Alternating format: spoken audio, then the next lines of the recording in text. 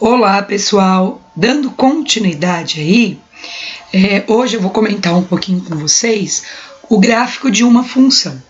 Antes de iniciarmos na parte do gráfico mesmo, a apostila faz uma breve revisão aí do que é o plano cartesiano, quais são os quadrantes, como se chama o eixo do x, o eixo do y, tá? Então, como exemplo prático, como eu sempre digo, a apostila traz sempre um exemplo prático e depois ela trabalha com vocês o conteúdo em si matemático, ok? Então ela traz aí como exemplo prático um gráfico. É a média de gols marcados nas Copas do Mundo, tá? Nas Copas do Mundo. Então, o que é nítido observar aí nesse gráfico?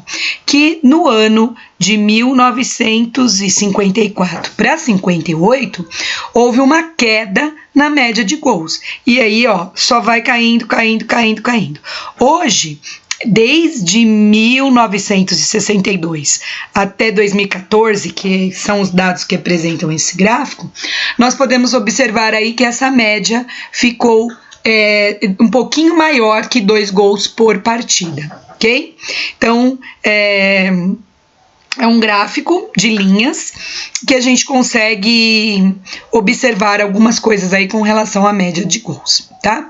Então, isso é muito comum, principalmente vem agora as eleições, você acompanhar aí constantemente, tanto pela televisão quanto pelos jornais, esses tipos de gráficos que envolvem linhas, né? Então, fulano tinha tantos por cento, não sei que dia, aí subiu para tanto, depois desceu para tanto, e aí são diversos matemáticos fazendo análise em cima disso, ok?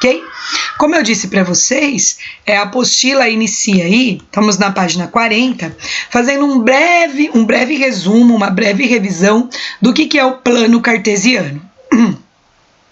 Plano cartesiano, então, são 2 eixos.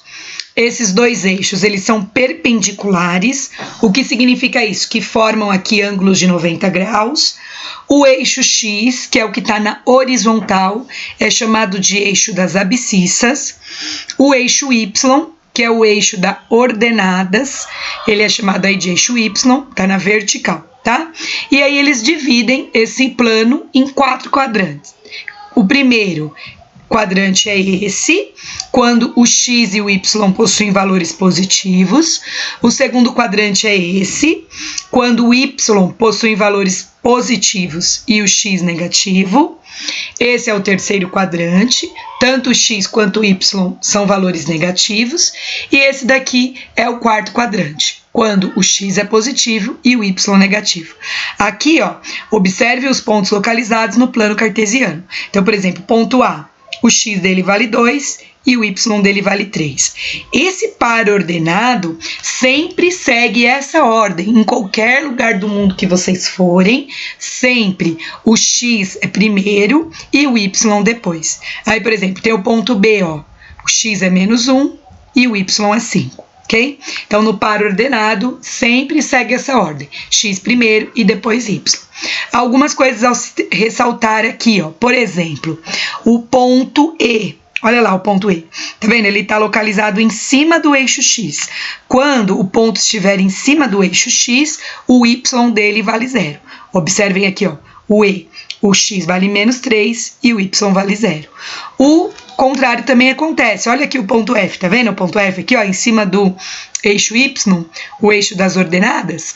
Tá vendo? Se você observar o ponto F, agora é o x que vale 0 e o y que vale menos 5. Então, resumindo, se o ponto estiver em cima do eixo x, o y vale 0. Se o ponto estiver em cima do eixo y, é o x que vale 0. E aqui ele fez o ponto O, que é a origem do sistema cartesiano, na qual o x e o y vale 0. Então é importantíssimo realizar uma leitura da página 40 e assistir a esse vídeo, que faz uma pequena revisão aí de plano cartesiano, porque quem estudou com o sistema positivo já teve uma pequena introdução lá no 9º ano. Ok? Deixem um like, se inscrevam no canal e firme e fortes aí em casa, ok?